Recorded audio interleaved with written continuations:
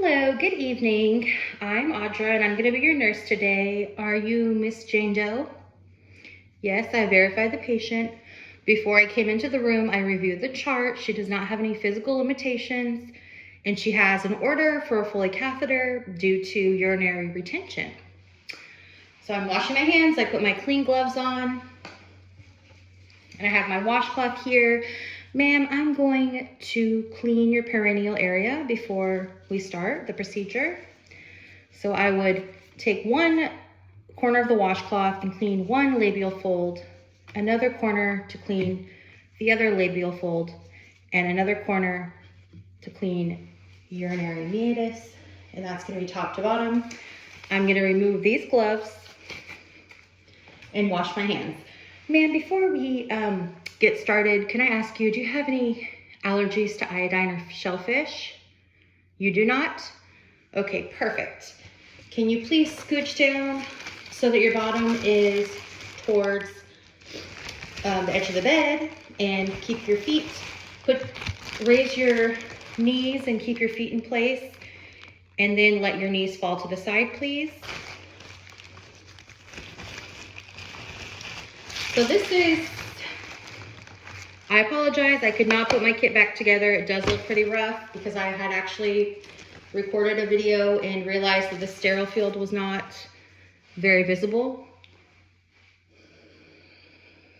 So I'm going to take out my sterile gloves here.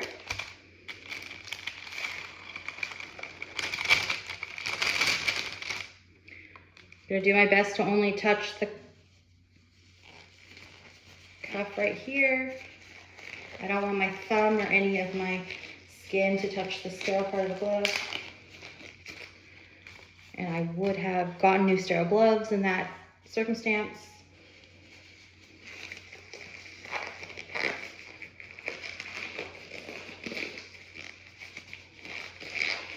Again, I'm trying to only touch the sterile areas.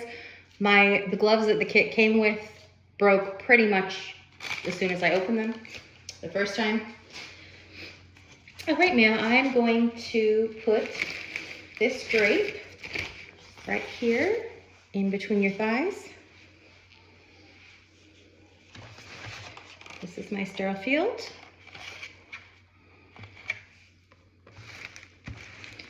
I'm going to put this part right here so it's still in the sterile field. So hopefully you can still see.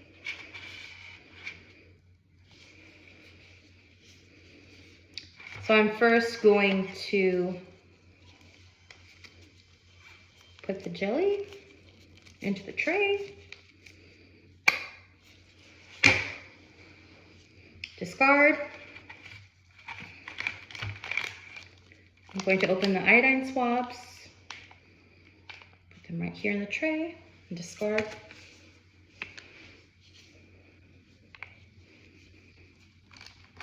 And I don't like to reach over, but since I have limited space and I'm trying to record this, that's why I have this catheter over here. And I'm reaching. So I do apologize for that. I know this should be in the sterile field. So I want to attach the syringe for the balloon right here.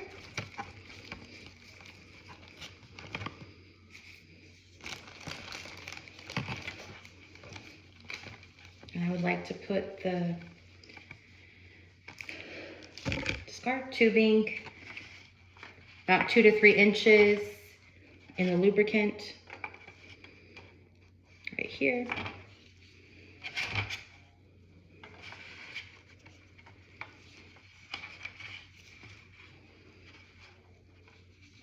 Okay. Now this is going to be my dirty hand. I'm going to open the labial folds with my thumb and my index finger. I'm going to clean one labial fold, discard. Sorry, it's kind of hard to see this. The second labial fold, top to bottom, discard. The third is going to be the urinary meatus, top to bottom, and discard. So I have my tubing and my jelly. Okay, please take some deep breaths. I'm going to go 2 to 3 inches into the urethra. I do see some urine, so I'm gonna go ahead and advance 2 more inches.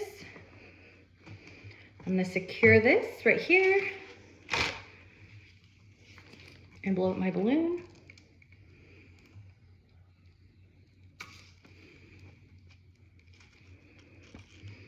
Okay, I feel some resistance. I'm gonna make sure the balloon is in there, and it is. I'm going to take off the syringe. And now this is no longer a sterile procedure. I would attach the bag to an immovable part of the bed.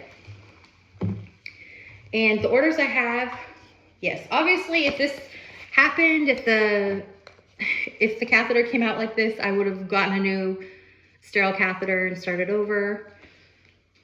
But if I were to collect a urine specimen, I could get it from right here, from this part of the drainage bag. I could open this up and get a sample, but that would need to be a brand new catheter. So right after it's placed would be the most ideal time to collect a urine sample. And then I would make sure to wipe this port with alcohol wipes before and after the collection. All right, so I would make sure that my items are discarded in a biohazard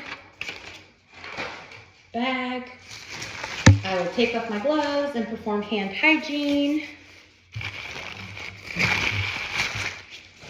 and make sure that my patient is, the bed's in the lowest position. There's still privacy for the patient, and take safety considerations into mind. And before, I forgot to mention this, but I would raise the bed to elbow height before doing the catheterization. Thank you.